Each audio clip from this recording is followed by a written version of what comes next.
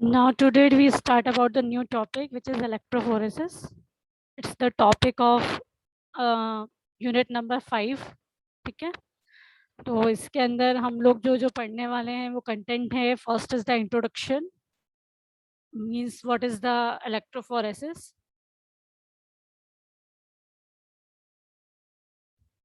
Principle of electrophoresis, electrophoresis apparatus के बारे में पढ़ेंगे. इलेक्ट्रोफोरेसिस की किस तरीके से प्रोसीजर होती है, किस तरीके से उसे किया जाता है वो, और फाइनली उसका एप्लीकेशन क्या है.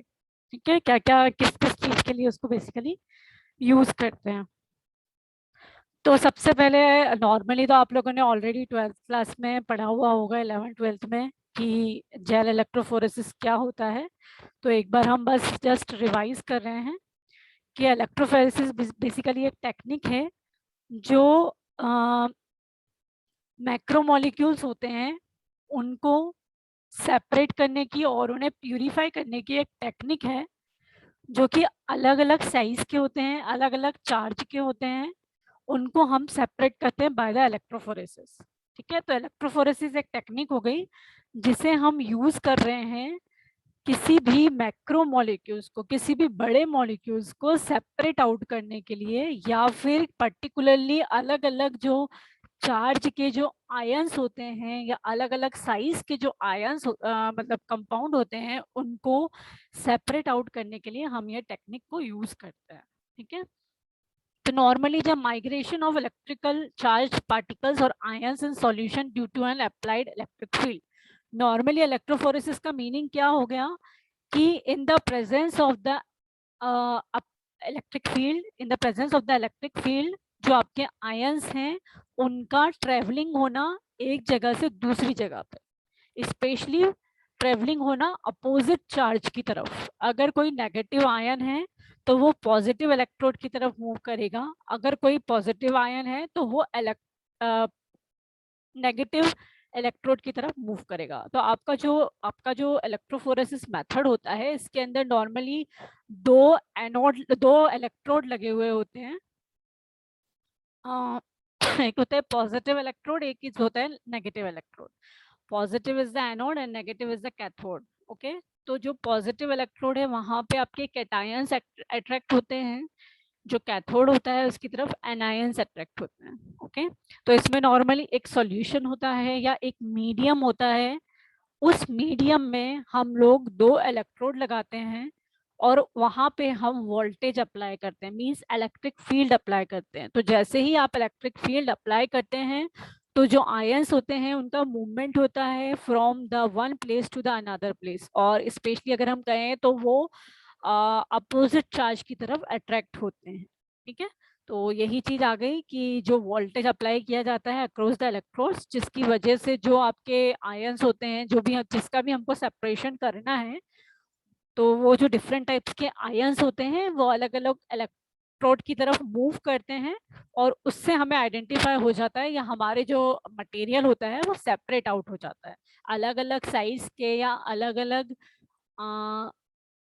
मतलब आयंस जो होते हैं वो सेपरेट आउट हो जाते हैं, अलग अलग चार्ज के जो आयंस होते हैं वो सेपरेट आउट हो जाते हैं. आप लोगों को स्क्रीन तो दिख रही है ना? Yes ma'am. ठीक है, so this is the basically this is the introduction part कि नॉर्मली आपका जो इलेक्ट्रोफोरेसिस है वो है क्या. तो ये आपका दो वर्ड से डिराइव्ड हुआ है. Electrophoresis is derived from the two word. One is the electron. Electron basically यहाँ पे जो हम यूज कर रहे हैं वो है आपका इलेक्ट्रिक फील्ड. ठीक है, और फोरेसिस मतलब मूवमेंट. तो आयंस का मूवमेंट होना इन the presence of electric field is known as electrophoresis. Okay, again I am saying movement of the ions in the presence of electric field is known as electrophoresis. Okay, ये है आपका electrophoresis का exact meaning. Now हम अगर बात करें तो इसकी थ्योरी क्या है, इसके पीछे क्या मतलब किस बेसिस पे ये वर्क करता है, किस तरीके से ये वर्क करता है, उसकी थ्योरी क्या है।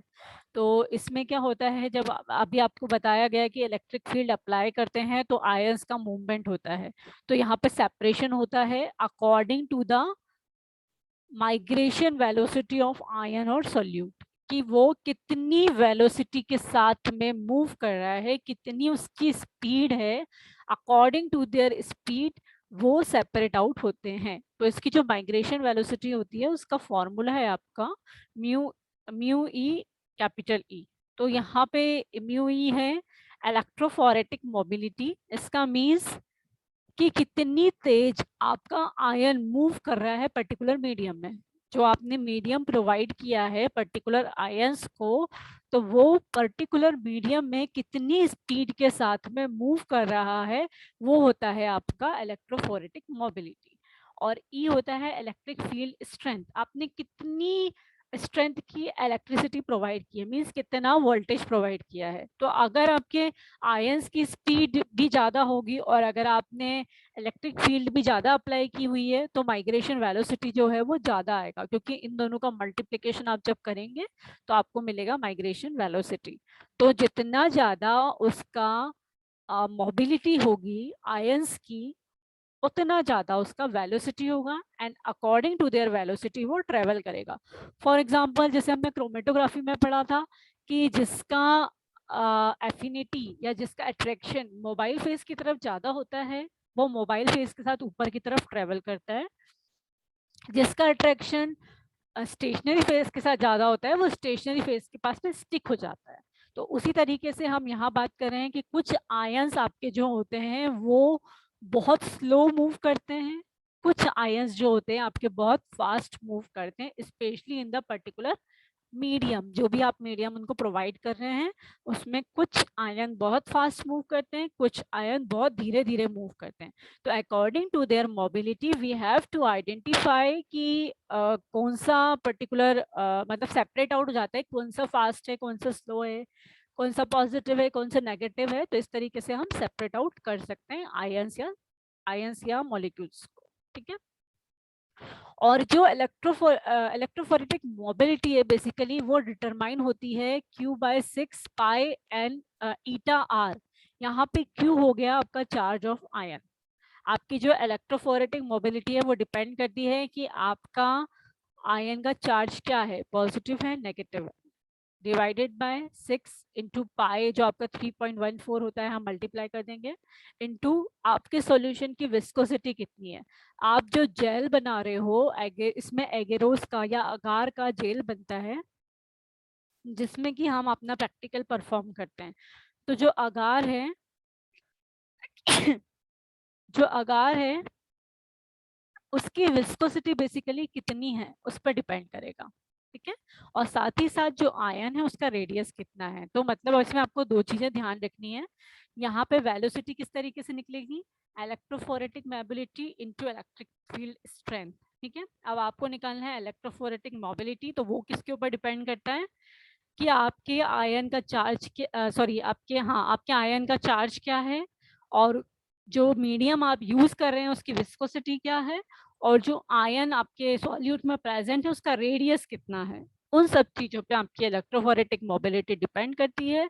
और इसके अकॉर्डिंग आपके जो आयंस होते हैं वो सेपरेट आउट होते हैं according to their size and according to their speed and according to their charge. ठीक है। सो यहाँ पे प्रिंसिपल में वही चीज आ गई बेसिकली कि इलेक्ट्रिक फील्ड अप्लाई होती है तो इसमें जो मॉलिक्यूल्स होते हैं वो जो जेल्स प्रेजेंट होता है, एगेरो जेल जो आपके इसमें प्रेजेंट होता है उसके पोर्स के थ्रू वो मूव करते हैं और उनकी लेंथ के इन्वर्सली प्रोपोर्शनल होते हैं। जितनी ज़्यादा लेंथ होगी उतनी कम उनकी स्पीड होगी। ओके। एंड कि स्मॉल डीएनए जो मॉलिक्यूल है वो बहुत लंबी डिस्टेंस तक मूव करेगा और जो लार्जर मॉलिक्यूल होगा वो वहीं पे स्टिक हो जाएगा या कम मूव कर पाएगा, कम मूवमेंट करेगा। ठीक है। तो इस तरीके से हम अलग अलग साइज के जो पार्टिकल्स हैं उन्हें सेपरेट आउट कर सकते हैं। और दूसरी चीज कि अगर हमें पॉजिटिव या नेगेटिव चार्ज को आइडेंटिफाई करना है तो वही चीज आ जाएगी कि अगर कोई पॉजिटिव इलेक्ट्रोड है तो वहां पे नेगेटिव आयंस अट्रैक्ट होंगे, जहां पे नेगेटिव इलेक्ट्रोड है वहां पे पॉजिटिव आयंस अट्रैक्ट होंगे। तो ये आपका बेसिक प्रिंसिपल होता है इलेक्ट्रोफोरेसिस का, जो हमने थ्योरी में भी डिस्कस किया वही यहाँ पे आ गया है बेसिकली। यही चीज आपको डायग्राम से शो हो रही है कि यहाँ पे हम इलेक्ट्रिक फील्ड अप्लाई कर रहे हैं। तो ये जो आपका ये जो इलेक्ट्रोड है उसकी तरफ नेगेटिव पॉजिटिव चार्ज मूव कर रहा है, जो आपका पॉजिटिव इलेक्ट्रोड है वहां पे नेगेटिव चार्ज मूव कर रहा है, दोनों अपोजिट डायरेक्शंस में मूव करते हैं। ठीक है मैम, क्या इनको सेंटर पे से अपन पास आउट करा रहे हैं चार्ट्स को? ये मैं अभी आपको उसमें बताऊंगी, ये जो अपना एपरेटस होगा ना प्रोसीजर उसमें समझा देंगे। Okay ma'am. और जो आपका इलेक्ट्रोफोरेसिस होता है बेसिकली ये HPLC की तरह होता है, जैसे हमने हाई परफॉर्मेंस लिक्विड क्रोमेटोग्राफी पढ़ी थी, तो लगभग लगभग उसी की तरह होता है। कुछ डिफरेंसेस हैं जो यहाँ पे आपको मेंशन किए गए हैं। जैसे HPLC में हमारे पास क्रोमेटोग्राम बनता है, यहाँ पे हमारे पास इलेक्ट्रोफेरोग्राम बनता है। जैसे आपकी क्रोमेटोग्राफी में जब आप क्रोमेटोग्राफी परफॉर्म करते हैं तो उसमें अलग अलग स्पॉट्स बनते हैं, तो इसी तरीके से इलेक्ट्रोफोरेसिस जब आप कंप्लीट करते हैं तो उसमें भी अलग अलग स्पॉट्स बनते हैं, तो उसको हम बोलते हैं इलेक्ट्रोफेरोग्राम। ठीक है, यहाँ पे हम HPLC की अगर हम बात करें तो यहाँ पे हम पंप में जो कॉलम होता है वहाँ पे हम एक पर्टिकुलर फ्लो रेट्स के थ्रू अपना सैंपल अप्लाई करते हैं। यहाँ पे हम लोग इलेक्ट्रिक फील्ड या वोल्टेज अप्लाई करते हैं। ठीक है, यहाँ पे हम बफर सॉल्यूशन यूज करते हैं, यहाँ पे हम मोबाइल फेस यूज करते हैं। यहाँ पे आपका इंजेक्शन मोड होता है, यहाँ पे भी सेम होता है कि आप इंजेक्ट करते हैं अपने सैंपल को। यहाँ पर्टिकुलर माइग्रेशन टाइम होता है, कितनी देर में वो कंप्लीटली आपका माइग्रेट करके मूव कर रहा है, कितना मूव कर रहा है, और रिटेंशन टाइम की कितनी देर तक वहां पे रुक रहा है। ठीक है, इलेक्ट्रोफोरेटिक मोबिलिटी की वही अभी जो आपको बताया कि कोई पर्टिकुलर आयंस हैं उनकी मोबिलिटी कितनी है उसके अकॉर्डिंग वो ट्रेवल करता है। यहाँ पे कॉलम की कैपेसिटी के ऊपर डिपेंड करता है कि आपका जो भी कंपाउंड होगा उसका किस तरीके से सेपरेशन होना है। यहाँ पे हम लोग पंप यूज करते हैं, यहाँ पे वोल्टेज पावर सप्लाई यूज होता है, यहाँ पे कॉलम यूज होता है, यहाँ पे कैपिलरी यूज होती है। तो these are the some differences, this are the some comparison between the electrophoresis and chromatography. ठीक है, जो कुछ टर्म्स होती हैं जो हम इलेक्ट्रोफोरेसिस में यूज करते हैं और क्रोमेटोग्राफी में क्या यूज करते हैं। ठीक है, लेकिन लगभग दोनों का जो वर्किंग होता है अप्रोक्स सिमिलर होता है। इंस्ट्रूमेंटेशन की बात करें तो अप्रोक्स सिमिलर होता है, कुछ कुछ जो डिफरेंस होते हैं वो यहाँ पे मेंशन्ड है।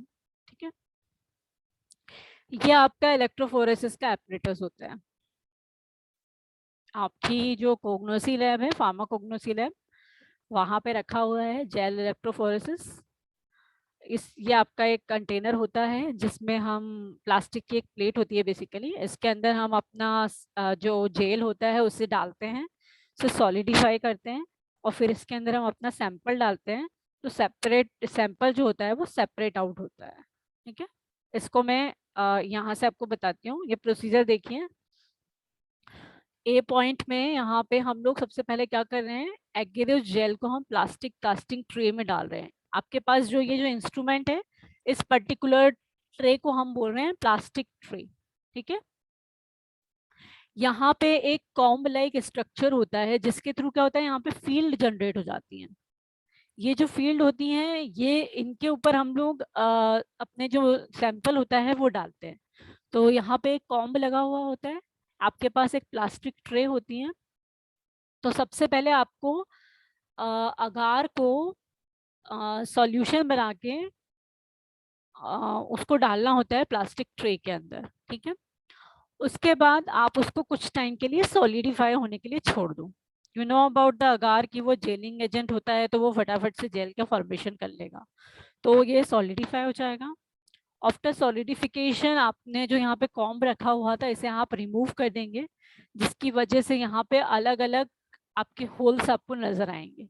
ठीक है, उसके बाद हमारी नेक्स्ट स्टेप आती है कि हम इन पर्टिकुलर मतलब ये जो होल्स हैं आपके, इनमें हम अपोजिट साइड में वो लगा देते हैं। इस मतलब जो प्लास्टिक ट्रे होती है, इसमें हम लोग यहाँ पे कैथोड और एनोड लगा देते हैं, जो कि आपका इलेक्ट्रोड का वर्क कर रहा है, ठीक है। और यहाँ पे हम लोग उसमें वोल्टेज अप्लाई करते हैं, और जो भी आपका सैंपल है, जिसका भी आपको डिटर्मिनेशन करना है, उस सैंपल को हम इन होल्स में फिल करते हैं, ठीक है। एंड सैंपल्स जो होता है वो फिर मूव करता है अकॉर्डिंग टू देयर चार्ज। जो नेगेटिव पॉजिटिव चार्ज होंगे वो यहीं रह जाएंगे, और जो नेगेटिव चार्ज होंगे वो आगे की तरफ मूव करेंगे। समझ रहे हैं इस बात को कि यहाँ पे आपका है नेगेटिव इलेक्ट्रोड, तो यहाँ पे पॉजिटिव आयन रहेंगे। यहाँ पे है आपका पॉजिटिव इलेक्ट्रोड, तो यहाँ पे आपके नेगेटिव आयन आएंगे। तो हम जहाँ पे आपके वेल्स बने थे, इस वेल्स में हमने सैंपल डाल दिया है। जो सैंपल हम लोगों को मतलब जिसका भी हमको डिटर्मिनेशन करना है, हम उस सैंपल को इन वेल में डाल देंगे, और उसके बाद हम करंट अप्लाई करेंगे, मतलब वोल्टेज अप्लाई करेंगे। उसके बाद धीरे धीरे ये जो सैंपल्स है इनका रन होना स्टार्ट हो जाएगा, कि जितने भी नेगेटिव आयंस होंगे वो पॉजिटिव चार्ज की तरफ मूव करेंगे, जितने भी पॉजिटिव आयंस होंगे वो यहीं पर रह जाएंगे, बिकॉज ये इस इलेक्ट्रोड के पास में अट्रैक्ट होंगे। तो इस तरीके से हम आइडेंटिफाई कर सकते हैं।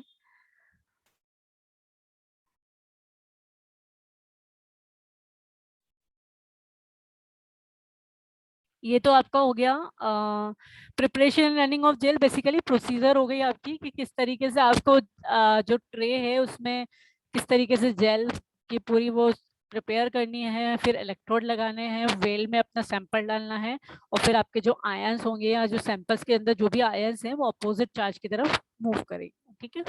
उससे आप सेपरेट आउट कर सकते हो। अब आपको विजुअलाइजेशन करना होता है। आपने ये सब चीजें कर ली, आपको ये सब सैंपल भी मूव कर ली हो गए अपने आप। अब अपने को विजुअलाइजेशन करना होता है, आइडेंटिफाई करना होता है कि जैसे हम लोग टीएलसी में टीएलसी परफॉर्म करते हैं, तो हम आइडेंटिफाई करते हैं ना अपने स्पॉट को, कि हमारा स्पॉट कहाँ पे प्रेजेंट है। तो हम लोग क्या करते हैं, स्प्रेइंग एजेंट के थ्रू स्प्रे करते हैं, ताकि हमारे जो स्पॉट होते हैं वो हमको विजिबल हो पाए। तो यहाँ पे भी विजुअलाइजेशन करने के लिए हमें उसको स्कैनिंग करनी होती है, ठीक है। जो मॉलिक्यूल्स आपके जेल के अंदर आते हैं या जो मूव कर रहे हैं, उन्हें हमें स्कैनिंग करनी होती है। And for the scanning purpose we have to use the ethidium bromide, silver और कॉमेस ब्लू डाई। ये नॉर्मली यूज की जाती हैं for the purpose of gel electrophoresis. इस डाई का हम नॉर्मली यूज करते हैं फॉर द विजुअलाइजेशन पर्पस, ठीक है। If the analyte molecules fluorescence under ultraviolet light, a photograph can be taken of the gel under ultraviolet lighting condition. एक चीज during chromatography मैंने आपको बताई थी, एक तो आयोडीन का बताया था कि आयोडीन के अंदर आप रख देते हैं तो भी आपके स्पॉट नजर आ जाते हैं।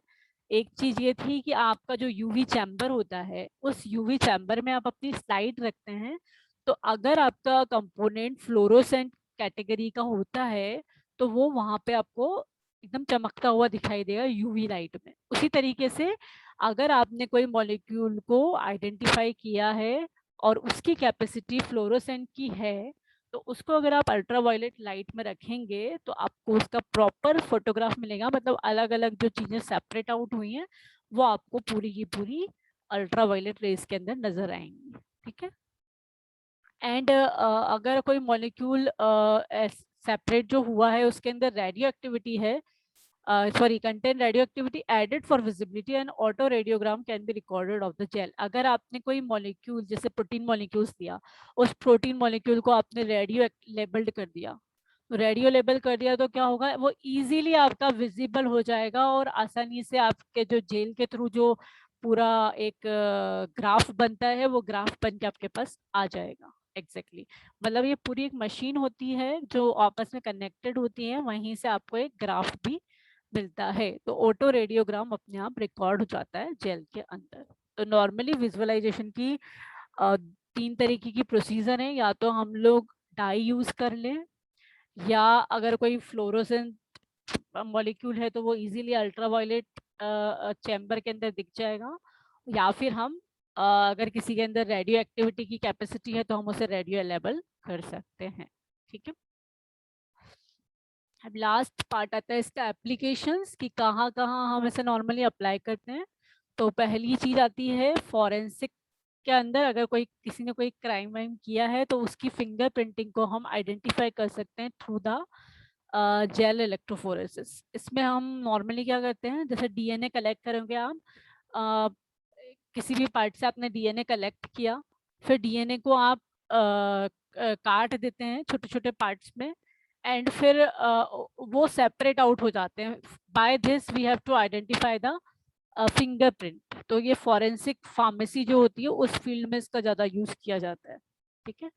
मॉलिक्यूलर बायोलॉजी में हम डीएनए और आरएनए को उसकी साइज के अकॉर्डिंग सेपरेट कर सकते हैं। हमको प्रॉपर क्लियर पिक्चर मिल सकती है डीएनए की, जिससे हम क्लोनिंग वगैरह कर क्लोन बनाना हो अगर हमें, तो हम इसकी हेल्प से मतलब जेल इलेक्ट्रोफोरेसिस की हेल्प से हम लोग क्लोनिंग में भी इसका यूज़ कर सकते हैं।